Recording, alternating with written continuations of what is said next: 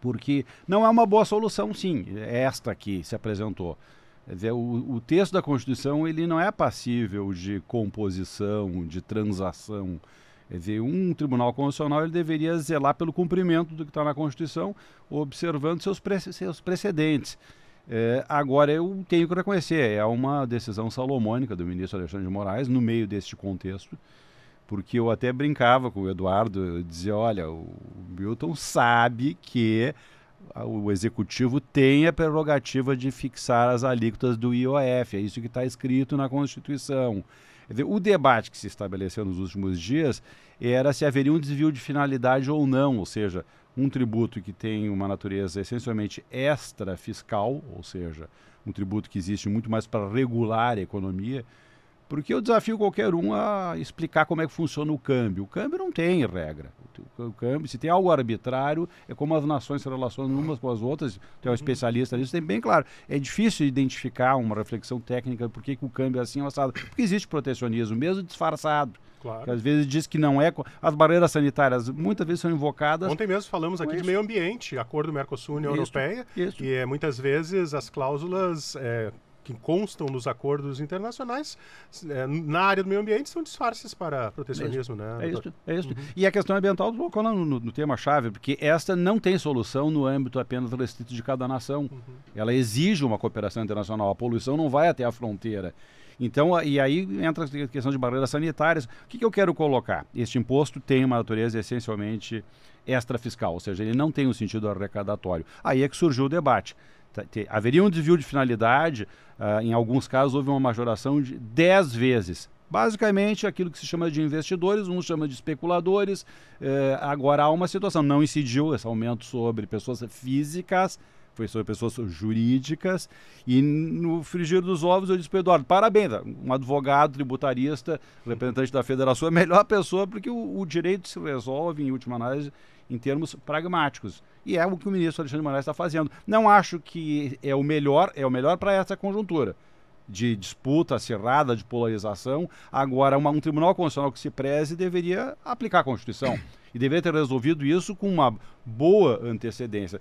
Mas esse é um outro debate, eu já fiz várias vezes aqui no Conversas Cruzadas. O Brasil não tem um tribunal constitucional, não tem, no sentido conceitual. Nós temos uma Suprema Corte, que foi uma imitação dos americanos, que tem uma atuação essencialmente política no compor situações de conflito, com um diferencial que lá eles têm um peso de uma tradição que vem da Idade Média, que é da common law, que é do respeito ao precedente. Nós não temos isso no Brasil. Então, a Suprema Corte americana, com uma maioria republicana, foi desde a década de 70 que veio trabalhando a liberação do aborto, porque não engoliu aquela decisão de 1973. Mas não foi de um dia para outro. Aqui o ministro Gilmar Mendes um dia diz que pode ter prisão em segundo grau, no outro dia diz que eu estou repensando, e diz isso na imprensa, como se fosse um vereador dizendo, eu estou reavendo a minha posição. Então, essa é a realidade que nós estamos inseridos. Então, na realidade, nós temos 3 órgãos de soberania que devem dialogar, devem compor harmonicamente, mas o judiciário é o único que tem uma investidura aristocrática, por conhecimento, preparo técnico, deve decidir baseado no direito e não na investidura do voto, na investidura popular, como é o caso da Presidência da República, como é o caso do Congresso Nacional. Frigir dos ovos, eu acho sim, vão ter que conversar. E vai ser o que vai acabar acontecendo, vai ter uma majoração do IOF, só que na medida em que o Congresso aceite. Este mesmo Congresso, que eu sei que vocês tentaram fazer um debate para saber quem é a favor, quem é contra o aumento do número de deputados, e não apareceu ninguém, Milton, para dizer que defende o aumento. Eu disse, estou à disposição para dizer que não tem comentário. A produção tentou fazer, mas bateu em todas as portas, não teve ninguém corajoso para ver, tem que aumentar. Mas é este mesmo Congresso que aumenta o número de deputados, que todo dia tem elevado gastos, praticando renúncia fiscal. Esse mesmo Congresso que pratica o orçamento secreto, enfim, o orçamento emendas PIX, impositivo. Este mesmo Congresso fez, e eu li a decisão do ministro Alexandre de Moraes, ela, sob o ponto de vista da fundamentação jurídica, ela não foi longe do que eu previa. Ela diz, pode sim o Executivo fixar alíquotas, mas tem que se verificar melhor se houve desvio de finalidade. Eu tenho certeza que não houve. Eu olhei também o que foi majorado ou não. Está dentro da margem, numa margem que o Supremo não costuma intervir. Por exemplo, medidas provisórias. O Supremo não entra no mérito para discutir se é urgente ou não é. Deveria, né? Podemos até doutrinariamente, podemos dizer que deveria ser o correto, mas a jurisprudência do Supremo diz que não tem, é insindicável, não tem como saber. Se o presidente da República tem a prerrogativa de evitar uma medida provisória e diz que é urgente, da mesma forma, é impossível dizer se esse tributo do IOF ele está tendo um desvio de finalidade, está tendo um sentido meramente arrecadatório, porque, por definição, isso Alfredo Augusto Becker, Leomar Baleiro, todos os grandes tributaristas são unânimes ao dizer que também tem um sentido arrecadatório. Não dá para se dizer que o IOF não tem um sentido arrecadatório. Então, até que ponto que um órgão técnico, que é o Supremo Tribunal Federal, pode invalidar uma prerrogativa que é do Executivo de fixar as alíquotas, e fixou dentro dos critérios. E o ministro Alexandre de Moraes também agiu corretamente ao dizer o seguinte, que era o que eu dizia, disse o Eduardo, disse, olha, não é a competência do Congresso, esse decreto legislativo é para revogar regulamentação de lei. Quando o Congresso edita uma lei e na hora de regulamentar, que a regulamentação é ato do Executivo, é apenas para garantir a execução da lei. Se extrapola e fica criando direitos e obrigações novas, aí o Legislativo pode dizer, olha, eu quero anular esse decreto, que é o decreto regulamentador de leis editadas pelo Congresso. Nada a ver com o uso desse decreto para se atravessar, sim. Por isso eu até tinha uma certa polêmica com a nossa pergunta, disse para o Eduardo, porque, olha, na realidade eu acho que o mais adequado é o que está sendo posto agora, conflito entre os poderes, quem é que tem razão? Ninguém tem razão, todo mundo tem razão, agora quem se atravessou na competência da edição de decreto foi o Legislativo, que não tinha espaço para ele fazer isso. E o ministro Alexandre de Moraes conclui dizendo isso. A solução era qual? Era trazer para cá, claro. Aí ele está correto, mas está correto tecnicamente. E foi o que eu disse para ele quando ele falou, o Milton veio, mas o Milton disse que vai defender isso. Mas temos várias divergências já. Ele sabe que, na realidade, não é o caminho. Se o deputado quer corrigir isso, foi o que fez corretamente o primeiro partido, que foi o PL. Para a maior bancada oposicionista, maior partido oposicionista, ele foi o primeiro a entrar com uma ação direta de inconstitucionalidade. Vamos lá, conversas cruzadas, Milton. Temos a primeira divergência, é isso? Eu folgo em saber que meu amigo Torelli acredita que eu saiba das coisas, porque ele está dizendo, o Milton sabe, né, disso ou daquilo, embora o que eu acho que sei é diferente. Esse é o bom do direito, porque o direito positivo é o mesmo, né? É diferente do que pensa meu amigo Torelli. Primeiro, né, para posicionar aí os nossos telespectadores leigos, né, os advogados a gente já parte lá de um segundo, terceiro ponto, mas para posicionar, o que acontece, né? O Estado Democrático de Direito, ele funciona com base no princípio da legalidade. E com mais ênfase em algumas disciplinas do direito. Quais sejam? O direito penal, então eu não posso ser condenado por algo que não está na lei antes de eu praticar o ato. O direito tributário e o direito administrativo. Eu diria que esses três aí são os que funcionam, né, com base no esqueleto do princípio de que não há crime, nem tributo, e nem sequer uma punição administrativa sem lei prévia que assim estabeleça.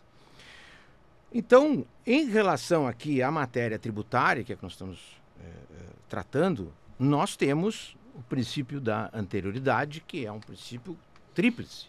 Anterioridade, porque nós temos que ter a lei antes da cobrança.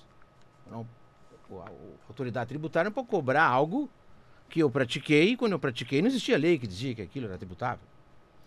Nós temos a noventena, que é 90 dias, lá, as contribuições, etc., e a anterioridade anual, né, que são tributos que precisam estar antes do dia 31 de dezembro, precisam ser aprovados para que possam ser cobrados no exercício seguinte. Muito bem. Então, nos fixando no principal deles, que é a anterioridade da legalidade, né? O princípio da legalidade. Todo e qualquer tributo tem que estar previsto na lei o fato gerador, ou seja, o fato econômico lá, que se eu praticar, eu tenho que pagar um tributo. Quem são os contribuintes? Porque eu posso praticar o ato, mas a lei dizer que outro é o contribuinte. Qual é a base de cálculo que eu vou calcular esse tributo? E as alíquotas. Quanto é que incide sobre esta base econômica? Muito bem.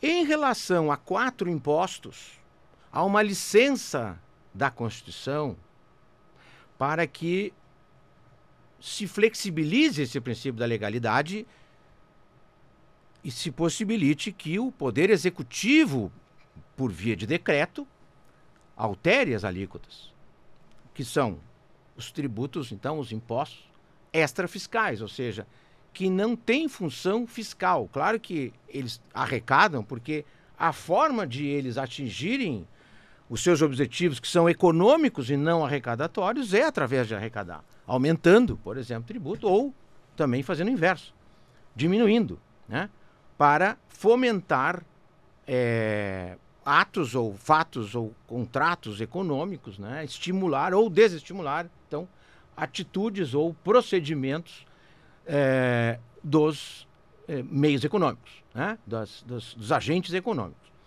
Então, nós temos a licença, sim, para que o Poder Executivo altere as alíquotas do IOF. E essa licença é dada em nome do quê? Em nome justamente da urgência que a vida econômica traz e a urgência que muitas vezes o poder público é chamado para resolver aquela situação. Então, por exemplo, no caso de dumping, então, né? Vamos supor que alguém está trazendo produtos para vender no mercado brasileiro abaixo do custo, né? Até que quebre as empresas nacionais, depois aumenta para recuperar o que perdeu, né? Ou uma fuga em massa de recursos, etc., em que o governo precisa de agir na emergência. Então, ele precisa de celeridade. Não haveria tempo, então, para se mandar ao Congresso Nacional, para isso, para aquilo e tal. Então, quais são os impostos? O IOF, o Imposto de Importação, o Imposto de Exportação e o IPI, que também não tem função principalmente arrecadatória. Então, o IOF, essa licença que é dada pela Constituição, ela tem uma finalidade específica.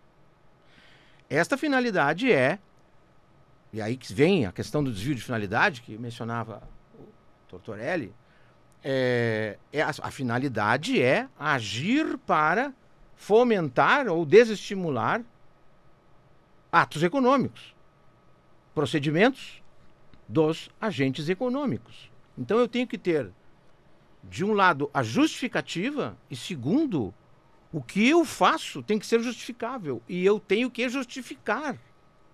Não é livre para alterar como quiser, porque, de novo, né, essa licença que é dada ao IOF, na verdade o IOF é mais de um tributo, né, é o mesmo nome. Não, temos o IOF dos seguros, temos o IOF do crédito e o IOF dos valores imobiliários.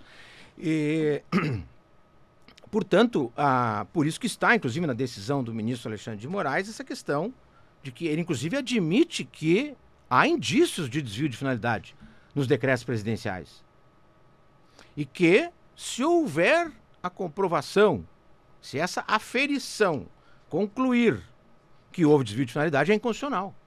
Tá? Isso está muito claro aqui na decisão do ministro Alexandre de Moraes, como não poderia deixar de ser, porque no primeiro semestre que se tem direito tributário lá na faculdade, já se aprende isso, quando entra tributos em espécie, que é a disciplina que eu venho lecionando. Aí caberia ao legislativo, dentro desse raciocínio, questionar a legalidade do decreto. Entra, então, a outra questão que o Torelli comenta, que é se o legislativo, se o poder legislativo pode ou não, tem competência ou não, para, entre aspas, cassar o decreto do executivo.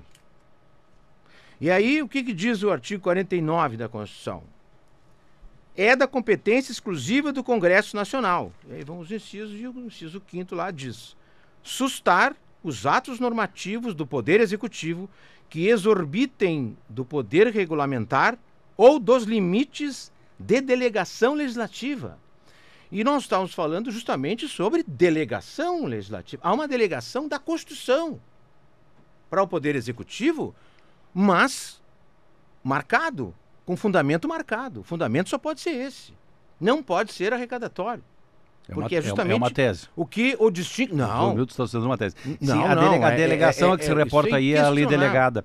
A referência do inciso 5 do artigo 59, no final, é a doutrina pacífica hoje. Não? É pela primeira vez que eu estou vendo. É uma tese de que essa delegação seria a delegação do IOF. Não, é que nas espécies legislativas, que vai se ver na própria Constituição, uma delas é a lei delegada. A lei delegada surgiu durante o período do parlamentarismo breve, lá na década de 60, que era uma tentativa de dar-se alguma autoridade para o presidente João Goulart, então assim, e criou a figura da lei delegada, que seria justamente quando o Congresso, e permanece na nossa Constituição. Hoje está totalmente esvaziada a ideia de lei delegada, porque vem a medida provisória, a Constituição de 88.